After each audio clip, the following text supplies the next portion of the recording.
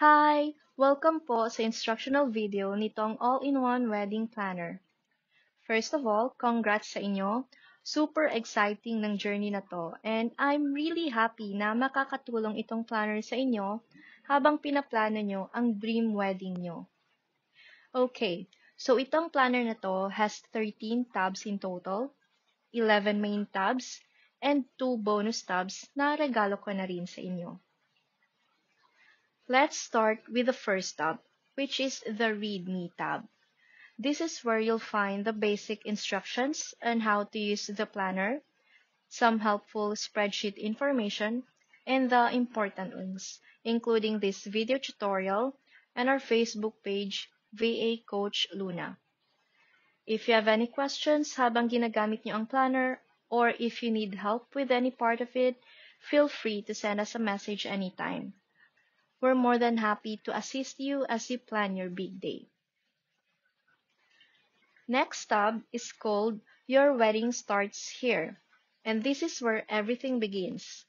Dito kayo mag-start. Just fill in cell E18 and E19 with the names of the bride and groom. Once you enter your names, the rest of the planner will automatically update to show your names across the other tabs. So all the sheets will be personalized for your wedding. Make sure to do this first para ma-set up ng maayos ang buong planner before you move on to the other sections. Alright, let's move on to the third sheet, the budget tab. This is one of the most important parts of the planner. Kaya don't worry, I'll guide you through it step by step. At the top of the sheet, makikita nyo may instructions na nakahide. You can show or hide them by clicking the plus icon sa left-hand side of the sheet. Now let's walk through each section. You can edit any data sa mga light-colored cells, or basically yung mga cells na walang fill or white background lang.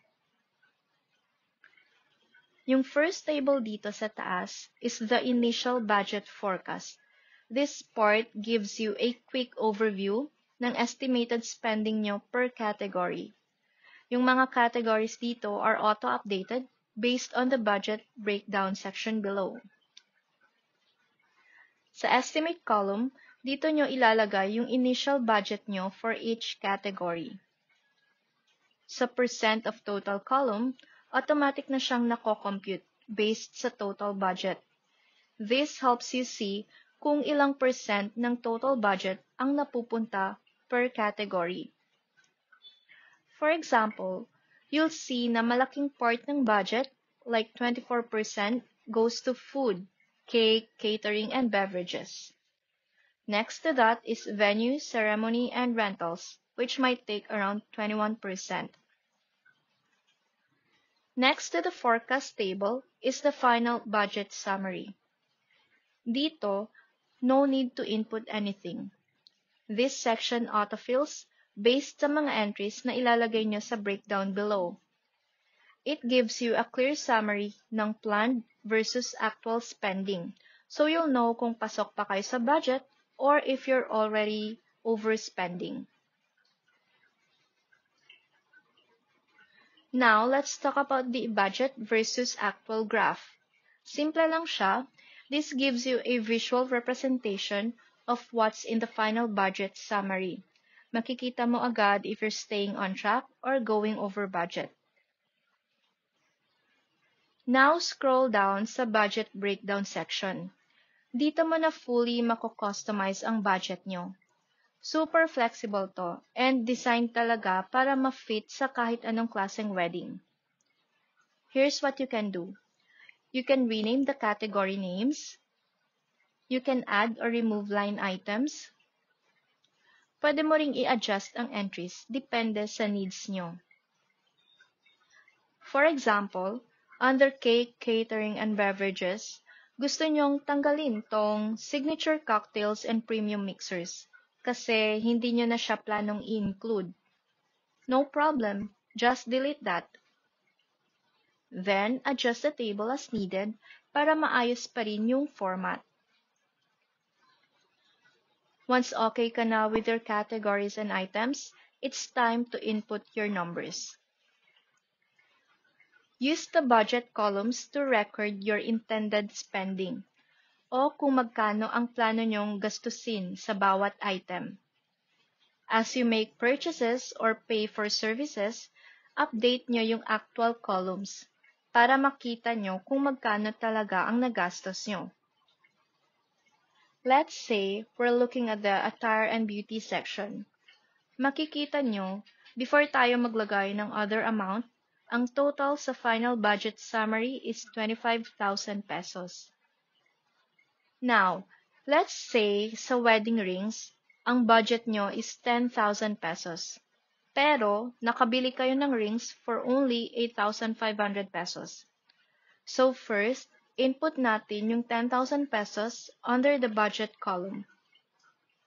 Makikita nyo na once ma-input siya, the final budget summary updates automatically. From 25,000 pesos kanina, magiging 35,000 pesos na siya. Then, i-input natin yung actual cost, which is 8,500 pesos under the actual column. Again, automatic mag-update ang total sa actual column sa final budget summary, pati na rin yung graphs above. So, ayun. All you have to do is keep updating your numbers as you go, and you'll always have a clear view of your spending. Kung pasok pa sa budget or medyo lumalagpas na. Next sheet is the checklist. Dito na tayo sa isa sa pinaka-helpful parts ng planner. Para sure tayo na walang makakalimutan habang pinaplano nyo ang big day nyo. Meron din akong nilagay na quick instructions on how to use this tab, and you can show or hide them by clicking this little plus sign on the left. Now, this checklist is designed to help you stay on track all throughout your wedding planning journey. Organized siya by timeline, starting from more than 12 months before the wedding, all the way to the day before the wedding. So guided kayo every step of the way. To use this tab, just input your personal deadlines or due dates sa mga colored cells. Dito. Yung dates na isa-set nyo dito, syempre nakadepende sa actual wedding date ninyo. For example, kung ang wedding date nyo ay December 3, 2025, so one day before is December 2, 2025. From there, you can adjust the other dates accordingly. The activities listed here are meant to serve as your guide, like a starting point. Pwede nyo i-edit, i-delete, or dagdagan based sa plans and preferences nyo. I also group the tasks per category para mas madali nyong masundan. Like dito, so more than 12 months before the wedding, the tasks are grouped into 3 categories: vision and foundations, major bookings, and wedding party. Kapag na-update nyo na lahat ng activities, and as you begin working on your wedding tasks, just tick the check boxes beside each item. Once checked, the task will be struck through, ganito, para visually clear kung alin na ang done and alin pa ang pending. Just a pro tip, set reminders on your phone or planner app based on the deadlines you've set here, so you're always ahead of schedule at wala kayong makakalimutan. We all know wedding planning can get super hectic. Ang dami niyong kailangang ayusin, tapos minsan may mga small details na hindi na napapansin. But with this checklist, it's like having your own personal assistant, always keeping you on track. Laging nakaremind sa inyo kung ano na ang next step. So, let this be your stress-reducing best friend throughout this exciting chapter. Kasi when you follow a clear plan, you're less likely to forget important tasks or make last-minute decisions under pressure.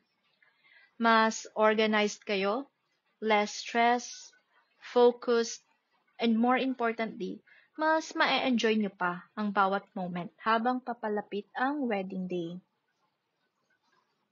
Itong venue sheet naman is here to help you list down your venue options, yung mga preferred nyong places for your wedding. Dito, you can fill out important details like venue name, location, fees or packages, pros and cons, para mas madali kayong makapag-compare and make an informed decision kung alin yung venue na swak sa both preferences nyo and sa budget. I set this up para makapag-list kayo ng up to 7 venue options. From there, you can narrow it down little by little hanggang sa meron na kayong final choice. Pwede nyo rin tong gamitin for ocular visits or to take quick notes habang nag-i-inquire kayo. Next up is the dresses tab. Meron din kayong instructions dito na pwede nyong i-show or hide just like the other sheets. Basically, this sheet is designed to help you compare wedding dress options para makapag-decide kayo ng maayos. You can list up to 5 dress options and fill in the details like store name, price, pros and cons. There's also a dedicated field where you can insert a photo of each dress, which really helps when you're visualizing your options. Pro tip for the photo field: to keep your sheet organized and prevent images from overlapping other data, follow these steps. Click the cell where you want to insert the photo. Go to the top menu and click Insert. Image. Insert image in cell. Then choose a photo from your device or Google Drive. That's it. Super neat, and it keeps everything aligned. So with photos, prices, and pros and cons all in one view, mas madali nyong ma-assess ang each option, making it easier for you, mga bride-to-be, to choose the perfect dress that fits your style, vision, and budget. Ang vendors tab naman ay ginawa para tulungan kayong i-organize lahat ng vendors para sa wedding nyo. Halimbawa, dito nyo ilalagay kung sino ang gagawa ng cake, saan bibili ng wedding rings, gowns and suits, photographer, videographer, etc. Pwede nyong i-record ang vendor name, contact details, notes or important reminders. Ang good thing dito, lahat ng importanteng info tungkol sa vendors nyo ay nasa isang lugar lang. So, anytime na kailangan nyong makita or tawagan sila, one look lang sa sheet, kompleto na lahat. This helps you stay organized and saves you from confusion or scrambling through different messages and papers. Okay, so now let's move on to the Guest List Manager tab. Alam ko, planning your guest list can be super stressful, overwhelming. Parang, ang daming factors to consider, di ba? But don't worry, this sheet will guide you in making decisions with clarity and intention. Before we dive in, note that instructions are available at the top of the sheet. To view them, simply click the plus icon on the upper left. To hide them, click the minus icon. So, paano siya gamitin? First, you'll answer the 19 reflection questions, which are divided into 3 important categories. 1. Connection and relationship. Dito, tatanungin mo kung gaano ka-close yung tao sa'yo or sa inyo at kung talagang meaningful ang relationship nyo. Second, guest experience and vibe. Importanteng itanong, what kind of energy will they bring to the wedding? Gusto mo ba ng positive vibe? O baka mag-create pa sila ng drama? Charot lang. But really, vibe is the key. Third, budget and guest list realities. Siyempre, kailangan mo rin maging realistic, lalo na kung may budget or venue limitations. Ilan ba talaga ang kaya mong imbitahan? So, bawat guest, go through each question and answer it with yes, no, or unsure. Medyo straightforward, di ba? To help you stay organized, here's what you can do. First, make a separate list of guest names in another tab. This way, madali mong i-track ang progress mo. Second, add notes beside each name para mabilis mong ma-summarize kung anong reflection mo sa kanila. Then, include a final, optional remarks column to mark your final decision. Kung invite ba, don't invite, or undecided. The goal here is to be intentional. This tool will help you prioritize the people na may malaking impact sa wedding experience mo. And of course, sa overall vibe ng event. Hindi ito para maging super strict or harsh. It's just a way for you to stay aligned with your values and make decisions that feel right for you. Remember, this is your wedding. And at the end of the day, it's about creating an experience that reflects your love, your journey, and your future together. So be honest with your choices, but don't stress too much, okay? You're doing great. Next, we have the guest list tab. This is where you list all your final guests for the wedding. As usual, there's an instruction section at the top that you can show or hide. So, paano ito gamitin? Name. Ilagay nyo ang pangalan ng mga invited guests. Number of guests. Sa column C, ilagay kung ilan yung kasama sa invitation. For example, the invitation para sa bride's parents. So, one invitation, pero 2 guests na yun, of course, para sa mother and father. Bride or groom. Pwede nyo rin i-track kung side ba ni bride o ni groom yung guest. The drop-down list here is automated based sa names na na-fill in nyo sa Your Wedding Starts Here tab. Then fill in the other important details. Address if you'll be sending physical invitations, mobile number or social media info. Kung magpapadala kayo ng digital invitations, pwede nyo ilagay yung Facebook or Instagram nila. Other relevant info, kung may mga notes pa kayo tungkol sa guest. Here, you can also assign table numbers to each guest, so seating arrangements are easier to plan. And of course, meron ding RSVP tracking dito. So, madali nyong malalaman kung sino yung confirmed na pupunta or yung mga nag-decline. This helps you plan better, like budgeting and adjusting sa venue or catering, para hindi mag-over-budget or ma-short sa tables. Kung confirmed yung guest, check the box in column L, RSVPY for yes. If the guest declined, check the box in column M, RSVPN for no. This way, you'll have a clear idea of how many guests are really attending, and you can make adjustments as needed. Now let's go to the seating chart tab. Dito nyo naman pwedeng i-visualize or i-plan kung saan uupo ang mga guests nyo during the reception.